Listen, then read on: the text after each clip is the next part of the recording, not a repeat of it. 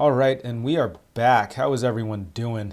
I hope you guys had a profitable night on the previous event. If not, we have plenty of opportunities in this upcoming card. And speaking of this upcoming card, we got a ton of great fights. Headlining UFC 262, we have Oliveira versus Chandler for the lightweight strap. We also have Tony Ferguson versus Beneil Dariush in the co-main, and honestly, the whole main card is pretty stacked. I'd say most of these fights could probably, main or co-main a lot of fight night cards. The prelims are looking pretty solid as well, and all in all, it's looking like a really good card. Lots of great opportunities as well to potentially make a bit of money. And like always, before we get any further, I do have to break down the previous event. As far as official picks go, I did get 5 out of 8 correct and had an overall profit of 1.1 units on the night. Nothing too crazy there. Had a few missteps, but overall was able to come out just slightly ahead. So diving right into that. So right off the bat, the Nchukwi bet obviously did not cash. He honestly just looked a bit flat in there. Looked a lot slower than usual. I don't know what was going on in there, but Park, he looked solid that fight. I mean, he was giving Nchukwi on trouble on the feet and on the ground. So good on Park. I was expecting the physicality of Nchukwi to be a little more, play a bigger role in that. But I think overall, it was just a little too green. The line had also come in a bit, so I decided to take a stab on him there. And, I did notice that Park, had a bit of a staph infection there, so I thought that maybe it might have played a factor. The line seemed about right, so I took a small stab there. Obviously, it didn't work out the way I wanted it to, but not too upset with that shot. And then, so moving right along, obviously the Daukaus pick did not cash as well. That fight actually played out completely opposite of how I expected to, right? I thought Phil Hawes would come out, a lot stronger. Daukaus would kind of work him a bit, and then maybe going into the second and third round, he would turn it up, potentially get, either get the finish or potentially get the sub in the later rounds as Hawes started to tire. But the opposite happened. And Daukaus, I think, started off a bit stronger than usual, and it looked like he kind of tired out going into that second and third round, and Hawes was the one who was able to turn it up on him. So the tables were definitely turned in that situation, and obviously none of those Daukaus sub props cashed. But moving right along, I did also take a small stab on Cowboy Cerrone by knockout. I felt the odds were, kind of favorable there. I thought that going in, Morono, I don't think he's chinny or anything, but he has been hurt. He has been rocked before, and he's coming into this fight short notice against Cowboy, who at the time I felt was the more skilled fighter. Had a full camp, so if he was able to drag it into potentially the later rounds, Morono would tire a bit, and he could potentially catch him with something, potentially get the knockout. And at plus 550, I just wanted to take a small stab there. Unfortunately, Cowboy just looked kind of shot in there, and I think that Diego fight was supposed to be his retirement fight. But I really don't know where Cowboy goes from here. I mean, they might just have to feed him a contender series bum at this point. Hopefully they give him someone soft so he can end his career on a win. But moving right ahead, we were able to cash on the first fight of the night in Carlston Harris, who honestly cashed that pretty easily. He showed that he was definitely the better grappler in there and was able to get the submission pretty early in that fight. And then Marcos Rogério de Lima over Maurice Green. I ended up putting a bet on that pretty late. I was kind of hoping some money would come in on Green. Obviously, it didn't. But yeah, just pretty much going into that fight, I knew Green, he just wasn't that good. Questionable chin, very bad ground game, very poor, defensive grappling.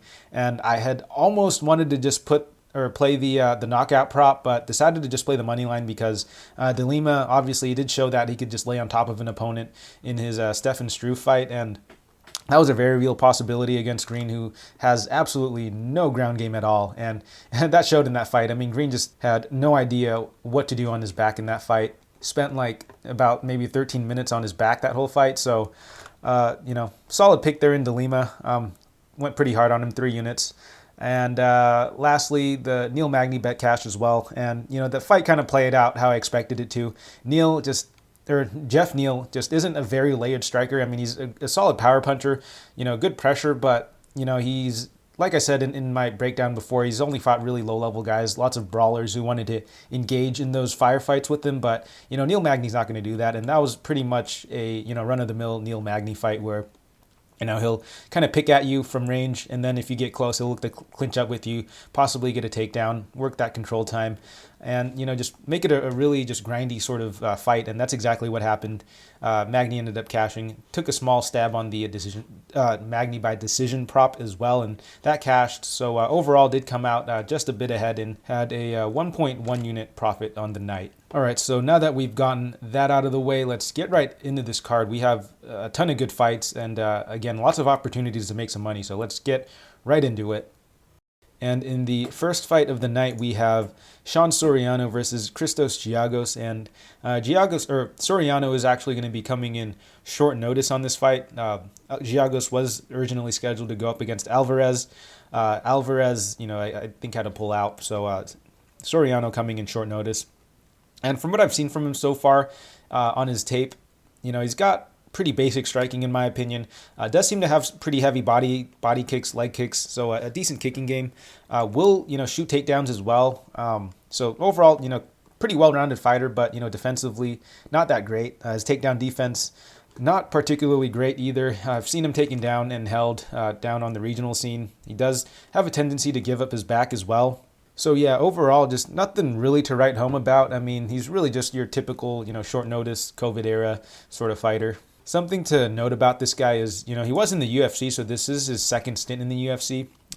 He got cut back in the day, didn't have a really good showing, and went back to the regional scene and honestly didn't give a great account of himself there either. So now he's making a short notice return to the UFC, and he'll be going up against Christos Giagos, who is primarily a grappler, but he does have decent stand-up. He's pretty light on his feet. He's got decent counters, decent striking. But yeah, again, he is primarily a grappler. Does like to take and hold opponents down. Look for some ground and pound. But more or less, I mean, he's kind of just grinding out his opponents. I don't think he's particularly high level or anything, but he does have that sort of wet blanket approach where kind of just lay on top of you and kind of just nullify your game. He is pretty comfortable on the feet, though, so, I think he's more than happy to let the fight play out on the feet as long as, he's not getting completely blown out of the water there. Giagos does seem to slow down a bit as the fight goes on, so I think his cardio is a little suspect, but I don't think it's, terrible or anything. He does usually have a pretty grapple-heavy game plan, so his opponents are usually kind of tiring out also as the fight goes on, but, I mean, yeah, his cardio is just a little suspect. I mean, he's not huffing and puffing in there in the later rounds, but he does slow down a bit. And yeah, I mean, I don't think it's horrible, but it is definitely something to consider going forward. But taking a look at this matchup, so yeah, I do favor Giagos here quite a bit. I mean, Soriano, he's not a very high-level fighter, and he is coming in short notice, so I do have to favor Giagos here quite a bit. I think that with his grapple-heavy game plan, he could definitely just ride out Soriano over the course of 3 rounds. Similar to his Carlton Minus fight where, I think a lot of people are going to give him shit for not finishing Minus in that fight, but, I believe he was coming in short notice, and in a few of his interviews, he did mention that in that fight, he was playing it pretty safe. He wasn't really sparring going into it and kind of just needed the reps going in there, and, he didn't want to, completely, tire himself out, gas himself out, and get finished or anything, so he just played it pretty safe that fight. So I'm not going to hold it against him too much, and going into this fight, I think he can definitely put on a bit more of a pace since I suspect that he's got a full camp here, and Soriano, not a particularly high level guy, not very good defensively in his grappling, so I think Giagos should be able to roll here.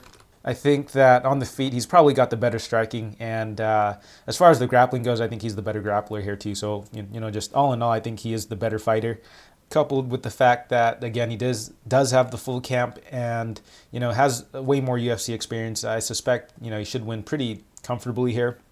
As far as betting tips go, this fight was announced, I believe, a couple days ago, but they haven't released any lines for it. But, if I had to line this, I'd probably have Giagos at around minus 200, maybe even a little more. I mean, Soriano is not really that good, but again, he is coming in short notice here, so he might just come out swinging.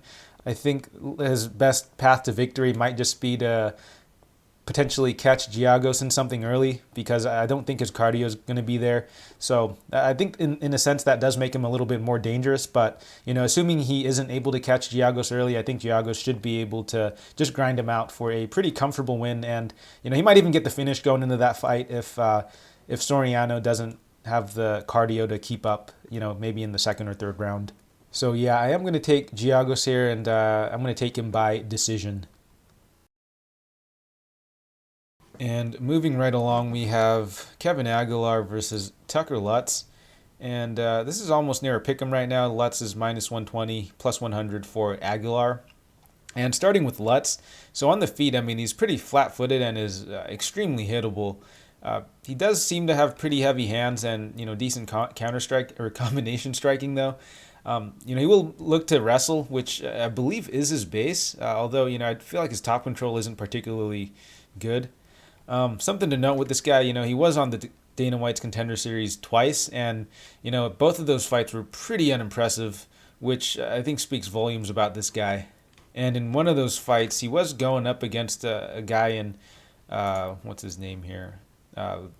Chase Gibson, who was coming in short notice. And, Gibson was actually giving him a little bit of trouble at that fight, but ended up gassing pretty hard the remainder of the fight. And even then, Lutz wasn't able to get him out of there.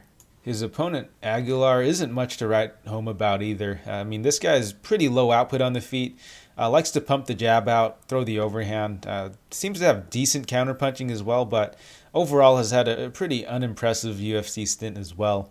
In his last fight against Rosa, I mean, that was a very winnable fight for him in my opinion, but he just didn't really throw that fight. He could have thrown just a little bit more and been a little bit more aggressive. I think that he could have pretty easily taken that fight, but he never really put a stamp on it, and Rosa ended up winning the decision there. And that seems to be more or less the story of his, UFC stint, where, pretty close back and forth fights. He was able to eke out some decisions there, but for the most part, just really just close fights.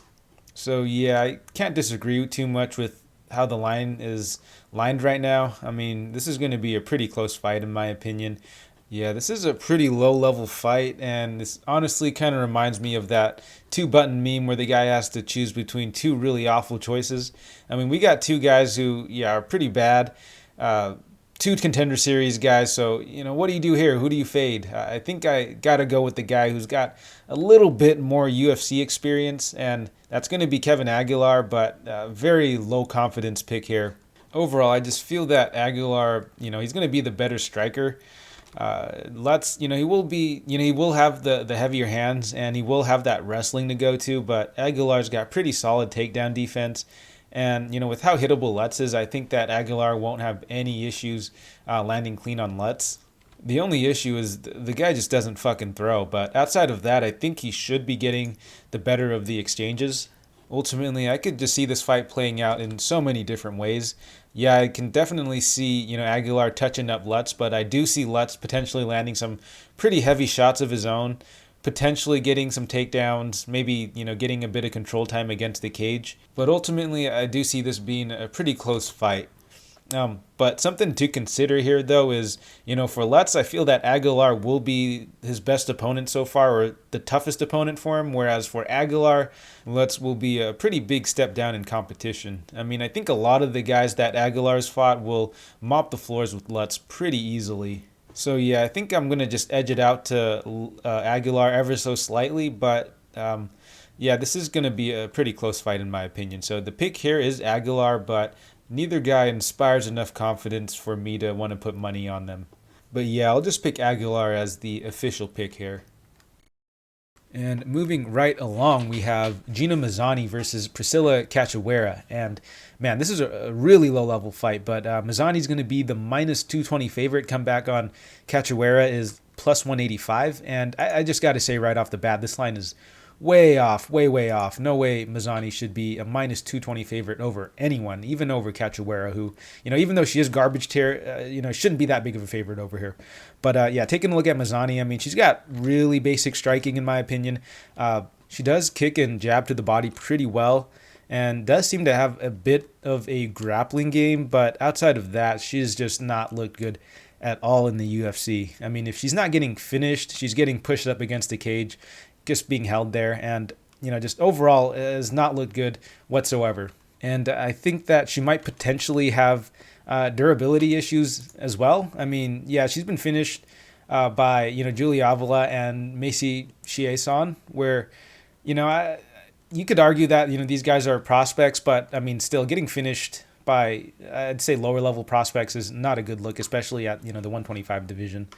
And it's not like she got completely put out either in those fights. She was, I believe those were just like kind of standing TKOs where she kind of just shelled up and the ref had to jump in there to save her. And, she wasn't really protesting it either, so I do question her heart a little bit. That said, though, her opponent, Priscila Cachoeira, isn't really much to write home about. She really starts off aggressively early, and, she likes to back opponents down, just wing those massive hooks, early in the fight. She's extremely hittable, though, will literally take, 2 shots to land one of her own. And, as far as her grappling goes, she has pretty bad takedown defense, in my opinion, and does seem to struggle, quite a bit on the ground. And, her being out-grappled by Molly McCann really, I think, says it all. And furthermore, I do think that she potentially does have cardio issues. She slows down as the fight goes on. I think probably because she's winging those massive hooks early, she kind of punches herself out. And, a lot of the times later in fights, she'll get, pieced up pretty badly. So, yeah, I mean, Cachoeira is really just an aggressive brawler who has bad cardio and bad takedown defense and bad defensive striking. So, I do have to slightly favor Mazany here, but even then, no way should she be this big of a favorite because Cachoeira does start strong early, and like I said before, Mazany, I think, does have potential durability issues, and, she could catch her early. She could, start putting a pace on Mazany early and potentially, get her out of there early. So I think that's definitely in the cards there. Going into the second and third rounds, if she is able to weather that early storm, I do favor Mazany a bit more. I think that even if she's able to get her, grappling game going, she should be able to control a lot of the rounds and, just win on the cards there. But if Cachoeira has worked on her cardio or her pacing at all, I think that she can make this a competitive fight for at least 2 rounds and potentially bank 2 rounds, on the cards. So, yeah, the pick here is Mazany, but very low confidence and definitely don't think she should be this big of a favorite. In fact, this actually kind of reminds me of the Sarah Morris and Vanessa Mello fight where for some reason Morris was like a minus like 250 favorite against Mello, who is a low-level opponent, but so is Sarah Morris, and that can be said about this fight too, where I get looking to fade Cachoeira, but fading her with Mazany is I think a terrible idea. So yeah, I'm gonna lean towards Mazany here, but as far as a bet goes, I might just take like a tiny stab on Cachoeira by round 1 knockout because if she starts off that aggressively and she is able to catch Mazany early, Mazany could very well just quit in there. So I might take a small shot on Cachoeira round 1 KO, but outside of that, I don't think I'm going to be touching this fight. And in the next fight, we have Jordan Wright versus Jamie Pickett, and right now it is a pick'em, so minus 110 for both guys. And let's start with Jordan Wright first. So, this guy, he's kind of light on his feet. Fights out of like a karate stance, has a decent kicking game, does seem to have a bit of pop in his shots, although it seems like he's fighting pretty low-level guys. I do have to say, I don't think that he really reacts to taking damage well at all, and, I haven't really seen much from his grappling game to really comment much on that either, so I do have to say, this guy's got a ton of red flags, though, surrounding him. For one, he's got a crazy padded record. He's fought absolute cans so far. If you look through his record real quick, you'll see that he didn't fight anyone with the win until his 8th fight into his pro career, and even then it was against someone who was 1-2, and all of his fights are pretty much first-round finishes, so I don't think he's really been tested at all. He hasn't really gone to the later rounds, and when he finally got to step up in competition against someone in Anthony Hernandez, who might not even be UFC caliber, he got absolutely demolished in that fight. Luckily for him, it got overturned to no contest, but Hernandez was able to just completely roll over him in that fight. But, he was able to bounce back and get a couple wins over Gabriel Checo and Ike Villanueva, who, 2 guys who are pretty low level, in my opinion, older guys as well. And, he got matched up against Joaquin Buckley, who, fucking destroyed him, right? And I think it's pretty obvious how you beat this guy. And just pressure him, kind of get him backed up, because it doesn't look like he responds really well to pressure. He doesn't fight that well off his back foot, and again, like I said before, I don't think he reacts well to getting hit.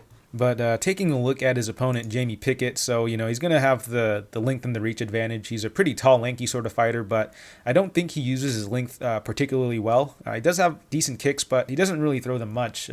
In fact, I don't think he throws much in general. He's pretty low volume. Doesn't seem to be much of a power puncher either, so I don't really know what his deal is, but yeah, he spends a lot of his time moving backward. Seems to be a little gun shy at times, and, when he's moving forward, I think he's actually pretty good, but for some reason he just spends a lot of the time backing up, and he gets pressured a lot too. He also does seem to have pretty decent cardio and is a pretty durable fighter, but again, his biggest flaw is just he's backing up a lot, right? So as far as his fight goes, I do favor Pickett here. I think he has all the tools to win, man, but it just really depends on how he's approaching this fight, how aggressive he is. I think that if he's the one moving forward, he could very easily just destroy Jordan Wright in there. I think Jordan Wright is a complete fraud, and I've already taken a 1.25 unit stab on him, I believe, or either 1.5 unit. I don't really remember, but yeah, I got him at -110. I feel like, if Jamie Pickett is the one moving forward and pressuring Wright, he could look like a -200 favorite in there. I think that Jordan Wright's, he's a bum. And I think if, he makes the adjustment in fight, notices that if he's the one pressuring him, he could totally just completely, pick Wright apart on the feet. But yeah, I didn't go too hard on this fight because, again, you can't count on Pickett to all of a sudden start moving forward if he hasn't really shown it in his previous fights. But, overall, I do favor him quite a bit more in pretty much every department. I think that, he's got better striking. I think his game is actually a bit more well-rounded. He's actually fought, I believe, the higher level of competition. He's actually, gone 3 rounds, so we know that, he is able to go the full 3 rounds, whereas with Wright, we've only seen him really go that first round. A couple fights going in the second round, but never really going the distance. So, yeah, I do favor Wright, or Pickett quite a bit here. It's just how he decides to approach the fight, because if he's constantly backing down, I can see Wright having a lot of success with the kicks, and honestly it'll just look bad from an optic standpoint where the guy who's moving back, he's getting out-volumed, and he could potentially just lose on the cards there. But I think that if Pickett is aggressive, he could definitely win this fight. So the pick here is Pickett, and I did put a small little bet on him at -110. Moving right along, we have Andrea Lee versus Antonina Shevchenko, and Shevchenko could be had for -140. Come back on Lee is +120. And let's start with Andrea Lee here. So she's a pretty well-rounded fighter. Her striking is pretty simple. Pumps the jab out. We'll throw a few kicks. Lots of single strikes on the feet. Does incorporate takedowns into her game though, but she's not very aggressive on top. Not a ton of volume or anything, and I mean, I don't think her top game is very proficient, but, she will lay on top of opponents. And I think that she definitely will incorporate the takedowns into her game just to kind of win on the cards. So I think that she does have decent, fight IQ or game planning in that sense, where she knows what the judges are looking for, and, she'll definitely exploit that in her game plan. Shevchenko, on the other hand, she does have decent striking. I think it's a little overrated, though. Her kicking game is pretty solid, but, I don't think that her striking is, what everyone says it is.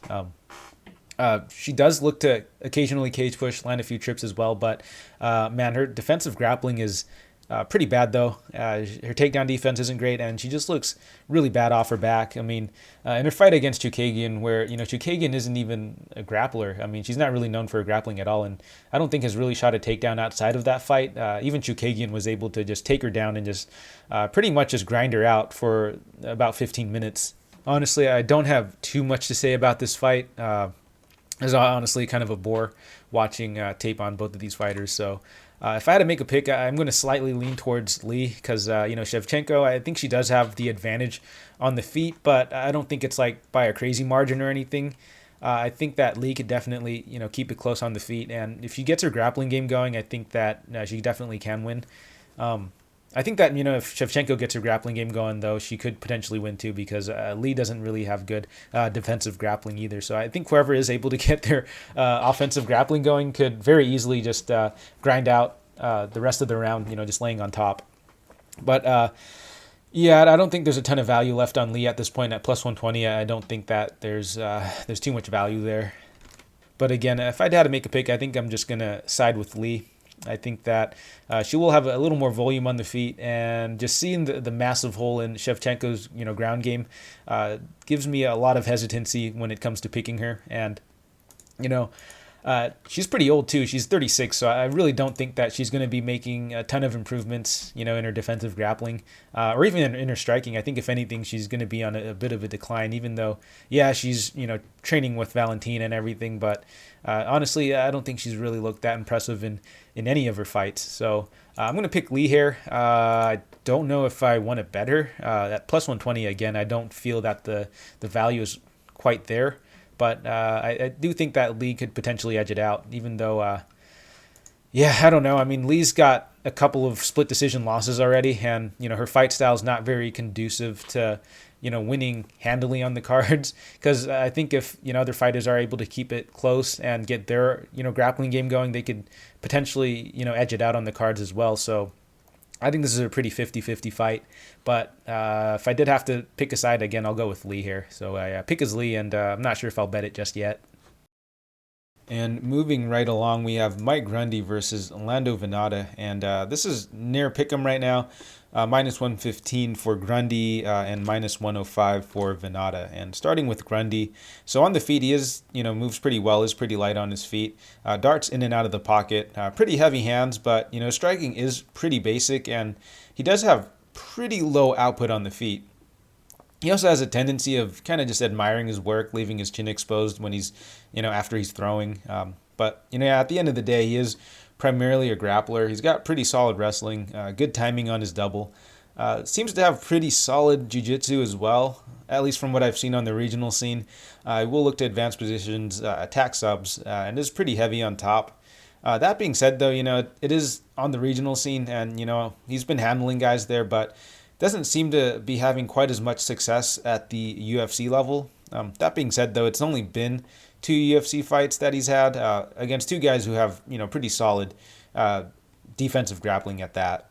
And to his credit, he was giving Evloev a lot of trouble early in that fight, but it did look like he might have tired himself out a bit that first round and wasn't really able to get his grappling game going much after that first round, and eventually just got pieced up pretty badly by Evloev for the remainder of the fight. Again, this was against Evloev, though, who some people believe is the fucking second coming of Christ, at least from what I've heard, so I can't discredit him too much there. And his opponent, Vannata, is pretty good on the feet, in my opinion. He's moves pretty well, very loose on the feet, flows pretty well, and, he does keep his hands low, which I'm not a big fan of because he's pretty hittable. I guess it does help with some of the counters, and, he does have pretty decent counter punching. But again, he is very hittable.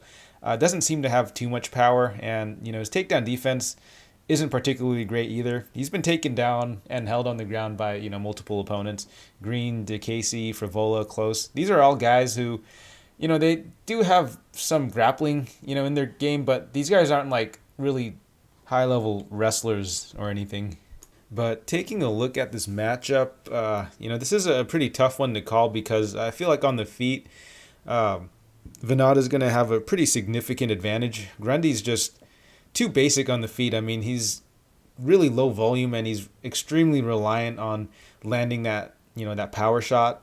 Even though Vannata does have pretty spotty defense, he is going to be, I think, the much more technical striker, much more layered, and I do feel he'll be the quicker guy in there who will likely be, landing a bit more, and he likely will be beating Grundy to the punch as well. Overall, I just favor Vannata a bit more on the feet. And, Grundy doesn't have the best defensive tendencies either, and Vannata could definitely exploit that if, the fight does stay standing. I feel that, the easiest path to victory for Grundy would be to take Vannata down, but I'm not entirely convinced that he can take Vannata down and hold him down for an extended period of time, because even though Vannata, does have pretty porous takedown defense, he does fight pretty hard to get back to his feet. And I'm not entirely convinced that Grundy has the cardio to, grapple heavy for 3 rounds. I think that he'll have to be really smart with how he or when he implements his grappling. I think that maybe for like the first half of a round, he can try and, stay safe, keep it competitive on the feet, and then shoot the takedown later and hopefully look to ride out Vannata to end the round and, cap off the round strong, likely win on the cards there. But that is a little risky, and it is a bit tricky as well, because if he shoots too early, he might overexert himself and not have enough in the gas tank for the later rounds. But, if he shoots too late, he might not get enough control time, or if he isn't able to secure the takedown, he could potentially lose the round, just because, I feel that Vannata will have, kind of pulled ahead in the striking. But as far as a pick goes, I think I am going to have to go with Grundy. I'm not super confident, though, because, again, I do feel that Vannata has quite an edge on the feet. But ultimately, I do feel that Grundy should be able to get this fight to the ground and possibly get the submission, or likely ride out Vannata for the decision here. So, the pick here is Grundy, but, I don't know if I want to bet it yet. I would like to see a little more from Grundy's grappling game in the UFC. I want to see him, at least have a little more consistent grappling attack. That first round against Evloev was solid, but, he wasn't able to go to it for, the full 3 rounds, or even, 2 rounds. But even in his fight against Narimani, it was primarily a stand-up fight, and I think he only shot a takedown there when he was hurt. But, I'd like to see him have a little more success with his grappling before I want to put some money on him. So the pick here is Grundy. But no bet just yet. All right, so in this matchup, we got Schnell versus Rogério Bontorin. And Schnell can be had for -160. Come back on Bontorin is +140. So starting with Schnell, so this guy is a pretty solid striker, pretty good timing on his shots, pretty good counters as well. But, he does have a tendency to engage in brawls and, trade with opponents. And, one of the concerns I do have with him is the durability. So, while he does have a lot of KO losses on his record, I wouldn't go as far as to say the guy is chinny, because in a lot of these fights, he's not getting crumpled by super soft punches or anything. He's actually taking a lot of damage and, eats some pretty clean shots, but it's really just his recklessness and, just the accumulation of damage that really gets to him. So, it's kind of weird. I don't know. He's chinny, but at the same time he's not. So it's kind of hard to explain. But something I don't really like about his game is he will give up, bottom position to attack the guillotine or a triangle pretty aggressively. It's worked a couple times in his UFC career, but I don't think it's really going to work against higher level guys or guys with, solid jiu-jitsu. Because if you look at the guys he's pulled it off on, it's Louis Smolka and Jordan Espinosa, who are pretty low level guys in my opinion. But, when it doesn't work out for him, he ends up, giving up a really bad position. And, against someone like Bontorin, who's, got really high level jiu-jitsu, that's not a good position you want to be in. But looking at his opponent, Bontorin, so, his striking is pretty mediocre in my opinion. He loads up a lot on his punches and is a bit hittable. That said, though, it does look like he has pretty heavy hands. However, he is a much better grappler. He's got really high level, jiu-jitsu. That said, though, his wrestling isn't particularly great. And, if he's not getting the sub, it does look like he does struggle quite a bit. Like, if we just kind of flip through his UFC record, kind of go through his fights, in his debut, he went against Magomed Bibulatov, where, I definitely don't think he won that fight. I think Bibulatov was pretty consistently, outstriking him, landing the much harder shots. And outside of, a tiny bit of time on the ground where he was, attacking a submission, he wasn't really having too much success in that fight. I feel he got, a really favorable decision there. And in his fight against Paiva, he was able to get the win via doctor stoppage because, he opened up a pretty nasty cut on Paiva. But, I'm not completely convinced he would have won that fight, but, we'll just leave it at that. In his fight against Ray Borg was able to pretty much just out-wrestle and control him. And then his fight with Cachoeira France, he'd had a pretty dominant, first round, or at least, first 4 minutes of like the first round when he had Cachoeira France's back, had the submission, almost locked in, but, France was able to get out of it and then, knock him out near the end of the round. So, I feel he could very easily be, 1-3 in the UFC, potentially even 0-4 if he didn't get that doctor stoppage. So, I'm not really high on this guy. I think he's kind of sub or bust. But, taking a look at this matchup, I do favor Schnell quite a bit here. I think he's got much better striking. He's going to be the taller, longer fighter. And Bontorin is coming in short notice this fight. The only concern I really have, with Schnell going into this is again, his tendency to accept bottom position. And, if Bontorin does go in on a takedown and Schnell decides to just, jump guillotine or attack that triangle, I think he's going to potentially throw the round or even give up a submission because, you just don't want to have a high-level jiu-jitsu guy like Bontorin on top of you. And I guess the other concern is his tendency to engage in brawls and trade with his opponents. I mean, even though Bontorin isn't as technical or as good on the feet as Schnell, if they do engage in a brawl, Bontorin does have pretty heavy hands, and he could potentially catch Schnell, who, has been knocked out a few times. So the fight IQ of Schnell is just very questionable, and, I don't think that you should be laying like minus 170 or more on this guy. I think at most maybe like minus 150 just because I feel his fight IQ is definitely a liability and could definitely lose him the fight here. That said, though, I mean, if he is able to, stay composed on the feet, maintain his distance, just keep it standing and just pick at Bontorin, he could very well look like a minus 200 favorite, but that's basically, best case scenario. And, I don't really see that happening. I think, things could potentially go sideways here. So the pick is Schnell, but I don't think I want to be betting him at this number. And in the next fight, we have Ronaldo Jacare Souza versus André Muniz, and Souza is going to be the minus 130 favorite. Comeback on Muniz is plus 110.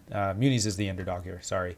So let's start with Muniz first. So he's got pretty high level jiu-jitsu. He's constantly attacking submissions on the ground, constantly looking to advance. On the feet, he does have pretty heavy leg kicks. Does get a little wild. I mean, he likes to just blitz in to kind of close the distance and then either go in on the double or look to clinch up against the fence and work the trips and eventually get the fight to the ground. His stand-up is pretty stiff in my opinion, but it is serviceable, and he is primarily a grappler. But taking a look at his opponent, Jacare Souza, so, I mean, the guy's a legend of the sport, but at this point, I don't think he's really got much to offer anymore. He's pretty low output on the feet, and, he's kind of similar to Muniz in the sense that, they're these jiu-jitsu guys who kind of like to, are pretty aggressive on the feet, wing those heavy, overhands and heavy leg kicks. They're okay with, being out of position on the feet because they're okay with you taking them down because they're so comfortable off their back, or they're so just comfortable on the ground in general. They're okay with, you potentially taking them down. So on the feet, they get a little bit reckless, and they're always looking for the power shots. He's got pretty solid counterpunching as well. Covers up pretty well, but, is still pretty hittable. And, at this point, I think his durability has definitely, taken a hit here. He's been knocked out and has been hurt in multiple fights. And if you kind of just look at some of his recent fights, yeah, he's fought some pretty high-level guys. But his last win was against Chris Weidman, where, I'd go and argue that, Weidman was actually, I'd say, winning up until the point he got knocked out. But, he was pretty thoroughly being outboxed by Weidman up until that third round where I think he just caught him on the temple and was able to put him out. And in his next fight, he was dominated pretty hard by Jack Hermansson, who, was beating him in the stand-up and in the grappling. And then in his fight against Blachowicz, which, for some reason it was a split, but Blachowicz won that pretty convincingly. He had Souza tripled up in volume, if I remember correctly, and that was just terrible judging in that fight. But yeah, I don't think he's really looked good in, his most recent fights, or I don't think he's really looked good for like the past couple of years. That said, though, this is a pretty big step down in competition for him. I mean, he's going from fighting guys who, at the top of the division, and guys like Hermansson, Blachowicz, and even Kevin Holland, but to now fighting André Muniz, who is, I guess, he could potentially be breaking into the top 15 soon if, he's able to get the win here. But as it stands right now, it is a decent step down in competition. That said, though, I just don't really see too big of a path to victory for Souza here. I mean, I feel like for him to win, he's going to have to catch Muniz or get him in a sub. But, Muniz he's pretty high-level black belt himself. I don't think that Souza is going to be able to submit him. I think, if anything, he'll have to catch him on the feet. But even then, I think it's going to be kind of difficult. I mean, Muniz, he's not super high level with the striking or anything, but, he's a pretty tall guy, pretty lanky. And, I think if he's able to just work his kicks, pump out the jab, he could definitely play it kind of safe on the feet against Souza. And I do think that Muniz is going to I think that his easiest path to victory would just be to take Souza down. I know a lot of people are going to respect his black belt, and he's got a ton of submission wins. But I think if Muniz just has a bit of confidence in his jiu-jitsu as well, I think he could definitely stay safe on top and look to just kind of ride out Souza for the all 3 rounds. I think as it stands right now, the line is a bit off. I don't think that Souza should be favored here. I think at worst this should be like a pick'em, but I do think that Muniz should be a bit of a favorite. But I think that Souza is kind of just riding off on his name a little bit here. He's a bit older. He's 41. Has been on a pretty steady decline. So I think the only reason this line is as close as it is because he's still got some name value, and Muniz is a relative unknown in terms of I guess he doesn't have much UFC experience, and he's not a very recognizable fighter at this point. So I feel that it'll be pretty competitive on the feet. Souza is not a super high level striker, but I think he's he has been in there with much higher level guys. He's got a lot more experience striking, and I think he is going to be a lot more comfortable on the feet than Muniz. But I do favor the grappling of Muniz a bit more here. I think that at this point in their career, he's going to be a bit stronger, a bit more athletic, and I do think that if he is able to take Souza down, he could stay relatively safe and just ride him out. So the pick here is going to be Muniz, and I've already put 2 units on him at plus 110. I think the line is way off here. So the pick here is Muniz, and I do have a 2-unit bet placed on him. Moving right along, we have Shane Burgos versus Edson Barboza, and Burgos is going to be the minus 118 favorite. Comeback on Barboza is plus 108. And man, this is going to be a great fight. I have a feeling this could potentially be fight of the night. But diving right into it, Shane Burgos. So he's got a very fun style to watch. I mean, he likes to move forward, likes to pressure opponents. He's got a great kicking game. Fights really well behind the jab. Solid counter punching as well. Although, he's got a number of knockouts on his record. I don't think that he's a really big power puncher or anything. He's more of a volume guy, kind of attritional volume, just break you down over time, which is, kind of crazy considering how big and muscular he is. But, his cardio kind of checks out. He's able to keep a pretty crazy pace over the course of 3 rounds. And, he is a bit hittable, but I don't think it's as bad as people kind of make it out to be. I mean, it is still pretty bad, but, he's pretty good at rolling with punches and defending pretty well. That said, though, he is still pretty hittable, but I don't think it's just as bad, if that makes sense. But as far as his grappling game goes, though, doesn't really have much of an offensive grappling game. His takedown defense is pretty solid. He's really good at keeping the fight standing. So, his cardio checks out, and he's pretty tough, too, although, he has been hurt and has been finished. And he has taken a lot of damage over the course of his career, so that is a bit of a concern here. His opponent, Barboza, is very explosive on the feet, pretty heavy hands. He's got a really good kicking game, great timing on his kicks, and great timing on his knees, too. I really like how he mixes it up on the feet. He digs to the body pretty well, and, he's got decent counterpunching as well. Does seem to have a solid clinch game also, and his takedown defense holds up. Overall, a very solid striker, in my opinion. And, just taking a look at this matchup, though, I do have a slight lean on Barboza, and I have already placed a 1-unit bet on him. I think that it looks like Barboza, even though he is a little bit older now, he's 35, I think he still got it. I think he's still got a little bit left in the tank. He was in, some pretty competitive fights recently. I mean, he kind of showed it against, when he took a slight step down in competition in Amirkhani. He completely just rolled all over Amirkhani, was never really in any danger in that fight.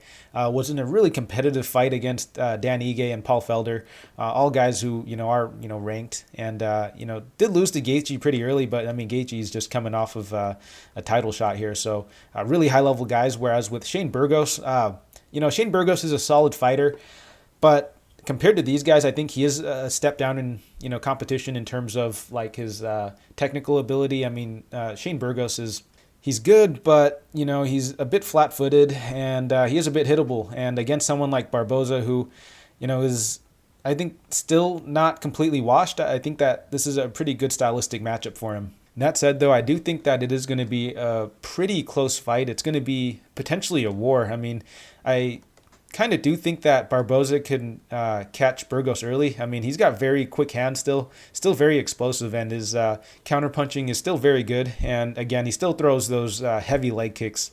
So yeah, assuming Barboza isn't completely shot in this fight, I think that he can make it very competitive. I think that he might even be able to knock Burgos out early. He's probably going to be the most explosive fighter that Burgos has fought. I know, he just recently fought Josh Emmett, but Emmett isn't really like an explosive sort of puncher like Barboza, if that even makes sense. But yeah, I think that Barboza is just a step above him at this point still. But yeah, I think that Barboza can definitely catch Burgos early, but if he doesn't, it will potentially be a war. But I do favor the leg kicks of Barboza over the course of 3 rounds. I think that it's definitely going to take its toll on Burgos, who is a bit flat-footed. That leg's going to be there to get chopped at all day, and it's going to limit his mobility a bit. And I do think that the damage is going to add up. That said, though, Burgos is pretty unrelenting with his pressure, so I think that he will definitely, bring the fight to Barboza. He'll look to back him down, and even if he is taking damage, he'll continue to, keep his output high. So this is going to be a pretty tough fight for Barboza. But yeah, at the end of the day, I am going to have to side with the vet Barboza here. I think that he's still got a little bit left. He hasn't looked too bad in his recent fights, and yeah, I think he should take it here. It's going to be a close fight, though. But I'm going to take Barboza by knockout. So the pick here is Barboza. I do already have a 1-unit bet placed on him. And I am looking to play the KO prop as well. But as of right now, I only have 1-unit bet placed on him. And moving right along, we have Viviane, Vivi Araujo versus Katlyn, blonde fighter, Chookagian, whose fight style is about as exciting as her nickname. That said, though, I actually don't think that this fight will be that boring. And a lot of people probably will shit on this fight, but, Araujo usually does bring the fight, and Chookagian does have a pretty decent pace she puts on, even though, she doesn't have the most damaging strikes. But before I get any further, I do have to cover the odds here. So Chookagian's minus 135. Comeback on Araujo's plus 115. Taking a look at Chookagian first, I mean, she does have pretty rudimentary striking, but, it is pretty sound, and she's pretty consistent with it. She's got a good jab, 1-2, decent kicking game, good low kick and front body kick, decent counter punching as well. So for, as much shit as she gets, she's pretty decent striker for the division. She's able to use her length pretty well also, and, she does have pretty decent output and does sell the shit out of her strikes with those tennis grunts. And, she's not much of a grappler, but, she did take and hold down Antonina Shevchenko for 3 rounds. Overall, though, she is primarily a striker. Her takedown defense isn't particularly great. I mean, she digs underhooks well and, does have a decent sprawl, but can get out-muscled and, get her kicks caught and taken down from that. And taking a look at her opponent, Araujo, so, she's pretty light on her feet, pretty heavy hands, mixes it up pretty well, and, will attack the body and the legs. So, she's able to go all 3 levels, which, I do like.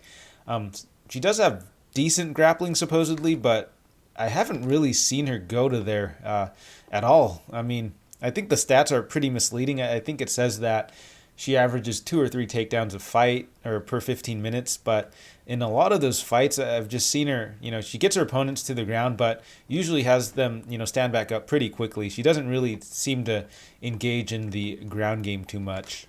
And my suspicion there is I think her cardio is a little suspect. I don't think that she likes to, grapple too much. I think it drains on her gas tank a little too much, and it might not be the most efficient use of her energy there. But yeah, I have seen her go for the double leg, and I've seen her catch leg kicks as well. So that is something to look for here. But the only issue is, like I said before, she doesn't really, engage in the grappling much. She might look to just get Chookagian to the ground, maybe throw a few shots there. But, I don't think that she's going to really, engage in the grappling too much. And one thing that really stood out and was kind of concerning for Araujo for me was, she was having a pretty decent first round against I, but as the fight went on, the kicks of I was really starting to get to Araujo, and I was able to touch up Araujo every time she started to, get in range, and it looked like Araujo started to get a little bit more tentative. Wasn't really, engaging in a lot of the exchanges later in the fight. Overall, it just wasn't a really good look seeing her get outboxed by, Jessica Ai in, the later rounds. And as far as how this fight is going to play out, I think it'll play out pretty similarly to the Jessica Ai fight for Araujo. I think, she'll start off pretty strong in that first round. She might have a bit of success, in the striking. But I think as the fight goes on, as Chookagian starts to, work some damage on her, work the leg kicks, pump the jab out, really start to, touch up Araujo a bit. I think Araujo is going to start to be a little more hesitant, getting into the exchanges or even, to close the distance. I think that going into the second and third round, I think that Chookagian will start to land a bit more and start to just, volume up on Araujo. I also think that Araujo slows down a bit more as the fight goes on, so I see a lot of opportunities for Chookagian to really start to pull her ahead in the second and third round. So as far as a pick goes, I'm going to go with Chookagian. As far as a bet goes, though, I'm looking to possibly bet Chookagian if the line starts to close up some more, because it does look like money is coming in on Araujo, and if I can get like near pick'ems or even a plus money on Chookagian, I might put a small bet on her, maybe like a 1 unit bet, just because I feel that Chookagian overall is the better striker, a bit more technical, more volume, and better cardio. So the pick here is Chookagian, and if the line closes up a bit more, I might just take a small stab on her as well. And in the next fight, we have Edmund Shevchenko versus Jack Hermansson, and Hermansson's going to be the minus 152 favorite. Come back on Shevchenko is plus 132, and this line is kind of all over the place. I think it opened up as a pick'em, and then money was pretty steadily coming in on Hermansson, and it looks like money is coming back in on Shevchenko right now. So, kind of interesting there. But Hermansson, he is pretty solid on the feet. I think his striking is a little overrated, though. But, he pumps out the jab pretty well. Has a decent kicking game. And, overall, I just say his striking is kind of weird, honestly. It's a little janky, but he's been able to get it done, weirdly enough. And, at the end of the day, he is a grappler. He likes to go in on the single. He's pretty good top control, pretty good guard pass, and, his top pressure is pretty solid as well. And he's really active with his submission attempts. And his opponent, Chookagian, a lot of hype coming in on this kid early. And, I think ever since his win against Tavares, he's kind of been thrown into the deep end. I think he could definitely use a little more development. But as far as his striking goes, it looks really solid. He's got very good accuracy and very good timing, but is still a little green. His cardio is pretty suspect, though. And, he does have a tendency to slow down quite a bit after the first round. But he's still really young and really early in his career. So he still needs to round out his game a little more. And I don't know if it's a good idea throwing him into the deep end against these really high-level guys this early in his career. And, he took some pretty nasty damage against Brunson in his last fight. Pretty hard to watch, honestly. That said, though, I actually don't think that this is that bad of a matchup. I know that he kind of struggled against the grappling of Brunson, and I feel that there might be a bit of recency bias going into this fight. If he's struggling this hard against Brunson, how is he going to do against Hermansson, who is, arguably a much better grappler? But the counterpoint to that, though, is I think that Brunson is a much better wrestler than Hermansson, and Brunson's actually, I think a much more dangerous striker. And I kind of want to dive into that Brunson fight a little bit more because he did end that fight really poorly. He did get put out pretty badly in that fight, but I'd say for the first round and a half, he was doing pretty well. He was landing pretty hard on Brunson. I think what kind of slowed him or what screwed him up in that fight was he was overswinging big time in that fight. In that first round, he was just throwing bombs. And, I'd say the first round and a half, he was throwing bombs. He was just looking to get Brunson out of there. I think he was looking for another highlight reel KO, if I'm being honest. Every one of his shots he was throwing in there was pretty much at 100%.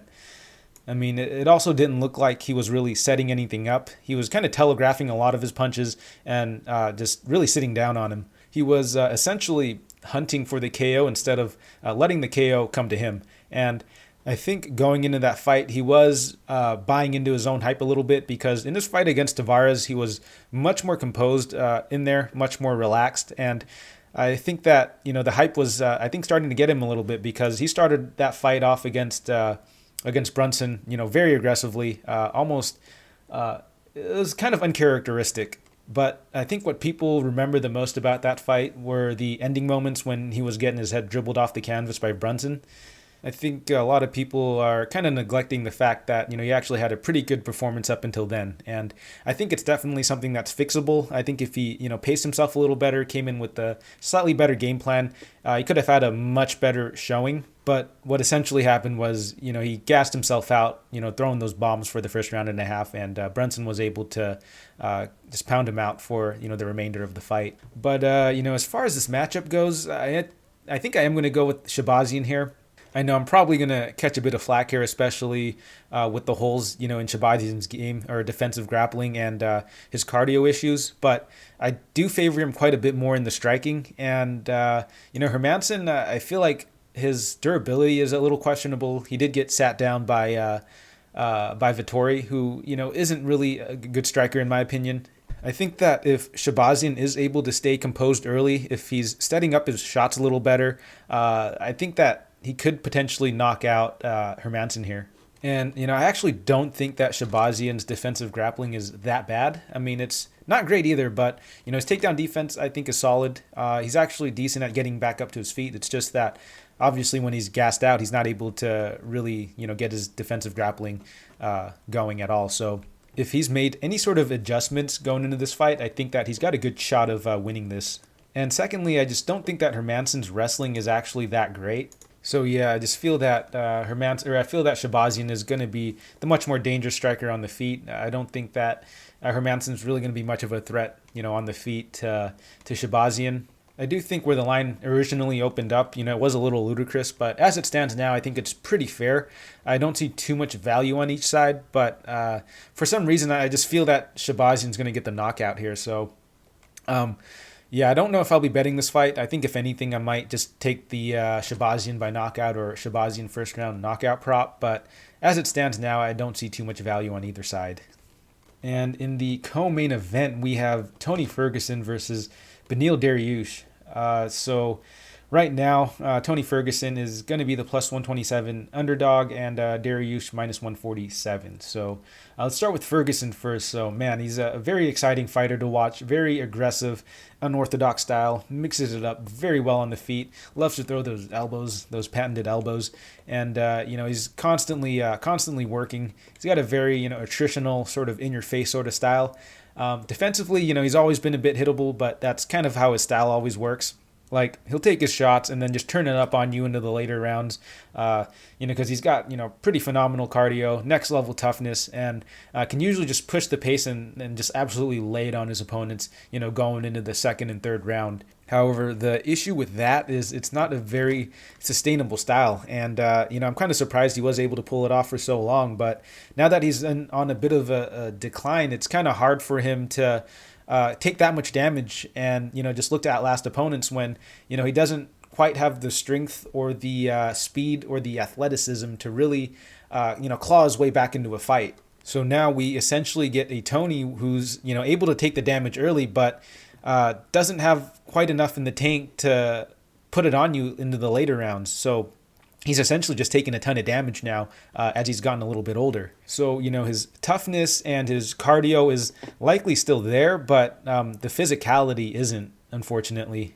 And so without the physicality, he's more or less just become a bit of a punching bag. And, it's kind of sad to say this because, I've been a big Tony fan, but, it's not just his two most recent fights that lead me to believe this. It's, even in his, previous fights against Cowboy and Pettis, he beat them, but they're, those fights or those wins didn't age really well at all. And even then, I don't think he looked particularly good in those fights either. But it wasn't just his losses to Oliveira and Gaethje that makes me say this. It's the way in which he lost. I mean, outside of that uppercut against Gaethje, he never really posed much of a threat to him. And Gaethje pretty much just cruised and just put a beating on him for a good 4.5 rounds. And then in his fight against Oliveira, he just got completely ragdolled by Oliveira and almost had his arm completely snapped in half in that first round. But again, just next level toughness. Wasn't going to tap to that, and basically, just got ragdolled for 3 rounds.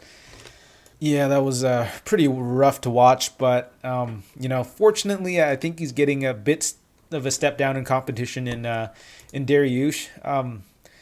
That said, I don't think Dariush is like a bum or anything, but compared to guys like Oliveira and Gaethje, he's not as big of a threat, on the feet, obviously, as Gaethje, and then on the ground, I don't think that. Dariush, he's got pretty high level jiu-jitsu, but I don't think he's quite on the level of Oliveira at the moment. And fortunately for Ferguson, Dariush isn't a particularly physical fighter. I mean, he's not. He has a number of knockout wins in his last few fights, but he's not really like a knockout guy, and he's not really like a big time submission guy either. He's more of just like a very grindy sort of grappler, and he has pretty decent striking, but it's good to see him kind of go back to his grappling in his last fight against CDF. But yeah, overall, I'd say Dariush he's pretty well-rounded, got a solid striking game and very strong grappling game. But as far as this matchup goes, I think I'm going to have to lean towards Dariush here still. I think seeing Ferguson just get ragdolled by Oliveira in his last fight, not a very good look, not very inspiring. So against a grappler in Dariush, I do think that he can have a lot of success if he's able to get Ferguson down. That said, though, I don't know if I want to fade Ferguson quite yet. I did bet against him in both of those, in his 2 previous fights against Gaethje and Oliveira, but he was they were pretty sizable underdogs in those fights, and so I was happy to take the 1-2 unit stab on him. But in this one, Dariush is going to be the favorite here, and the chin of Dariush does scare me a little bit. He's been knocked out before, and he's been rocked in a number of fights, and I believe the power of Ferguson is still there, even though he is on a bit of decline. That said, though, I just don't know how much of resistance Ferguson's going to be able to put up if Dariush decides to grapple with him. So I'm going to go with Dariush here. I think that he should be able to grind out a decision. I don't have a bet placed on this yet. It does look like some money is coming in on Ferguson. This might be like a play I might make, sometime during this week or even on fight day. But if I can get Dariush down to minus 130 or minus 120, I might just take a small 1 unit stab on him. I might just do Dariush by decision also, because I don't think that Dariush is going to be able to submit him or knock him out. So most likely it's going to be Dariush by decision. So I might just take a small stab on that prop. But I'm going to go with Dariush here. I think Tony's. I don't want to say he's completely washed, but I don't think he's going to be able to hang with the top 10 guys at this point. So pick here is Dariush. And in the main event, we have Charles Oliveira versus Michael Chandler. Oliveira is going to be the minus 135 favorite. Comeback on Chandler is plus 115. And full disclosure, I did put a bet way back when the lines opened up on Chandler at plus 140. I feel that this line or this fight should be more of closer to a pick'em. So I saw a ton of value there. So I did take a 1 unit stab on Chandler there. But taking a look at this matchup, we have Oliveira, who is really solid striker in my opinion. Very high level jiu-jitsu. He does seem to have quite a bit of power in his hands. He's got pretty solid wrestling too. So, all around offensively, he does seem, like a pretty well-rounded fighter. But defensively, though, he is a little bit hittable. And as far as his takedown defense goes, it's not particularly great. And, he is pretty content to fight off his back, hunt submissions off his back, which generally not a good look, not something I really like from a fighter, just because, you're giving up good position, and it just doesn't look good on the scorecards if you aren't able to get that submission. And even in his fight with Kevin Lee, he was taken down and spent a lot of time on his back just hunting for submissions. And, if Lee didn't eventually dive into that guillotine, I think that Oliveira potentially could have lost a decision there. And, something I do want to mention about Oliveira is even though he's, accumulated quite a win streak ever since that Paul Felder lost, he's fought, relatively low-level opponents.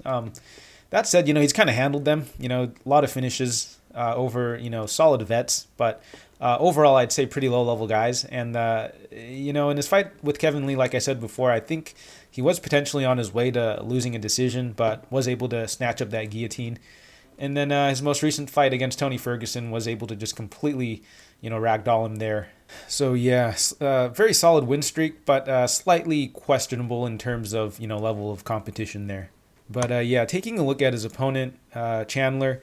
So, he's your typical wrestle boxer, likes to pressure on the feet, very explosive actually, and, will like to throw down, very heavy hands, good body shots, really like how he works the body, but he does have to be careful of the knee. Oliveira really does like to spam that knee. His timing on it isn't particularly great, though, but it definitely is going to be a threat here. And, I thought that would have been a bigger threat from Dan Hooker in their last fight, but I don't think he ever ended up throwing a knee. But I think the issue is, he was backing down a lot that fight. And, I do see Chandler being the one that pressures in this fight. But something I did notice with Chandler is, he is pretty susceptible to leg kicks. He was getting his legs chopped at pretty badly in a number of his fights. But as far as his grappling goes, he's got, pretty solid wrestling. But again, haven't really seen him go to it since, I think, like 2018. And, he is getting a little bit older. He's 35 now. And so he's at that age where I feel like a lot of fighters, their cardio starts to take a bit of a dip. And especially with wrestlers, I don't think that they'll have the cardio to sustain heavy grappling game. I don't think that Chandler is going to be able to grapple for a full 5 rounds. He might be able to for maybe, 2 or 3 rounds, but I don't think that the cardio is going to be there. But I don't know, actually. It's kind of tough to say, but I'm a little skeptical, but I guess I could be wrong.